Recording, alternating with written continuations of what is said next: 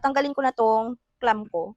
Maglalagay nga tayo nitong invisible wig natin mga sis. Sobrang ganda nito mga mima ko kasi invisible nga siya. I mean, hindi siya halatang may wig nga kayo. So, ang gagawin mga sis, hanapin nyo lang yung half ng buhok ninyo dyan. Tapos, itali ninyo, i-clam ninyo, or what, kung anong gusto ninyong gagawin dyan. Kasi doon nyo siya ilalagay or i-dedicate yung wig doon sa gitna para hindi nga siya makita. Meron niyang apat na ganyan. So, i-aano nyo lang yan doon sa buhok ninyo, iipit nyo lang siya. Sobrang dali lang itong gamitin mga mima ko.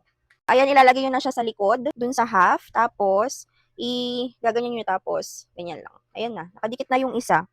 So, dapat nakabukas na mga mi, para iipit nyo na lang siya. Apat lang naman yun. Ganyan lang siya. Ipit ko lang na ganyan. Tapos, ganun na. Okay na. Kita nyo mga mi, kung paano ko siya ginawa. So, tatanggalin ko na tong clam ko. Ayan. Suklayin nyo muna yung inipit ninyo bago kayo mag-clam ha. So, ayan, ginagawa ko lang dito mga mima ko. Sinasama ko yung totoo kong buhok.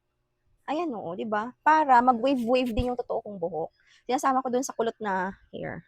Para magmukhang totoo.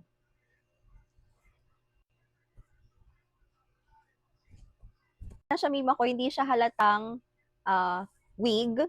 Ayan. 'Di ba pwede nyo ilagay yung headband ninyo. Mas lalong hindi talaga mahahalatang ano yan. Meron kayong wig. Ayun o, 'di ba? Ang perfect. Sobrang dali lang ikabit nito mga sis. Kaya kung gusto nyo rin ng ganito mga mima ko na instant hairstyle, i-check nyo na nga dyan sa yellow basket ko at mag-check out na rin kayo. Bye!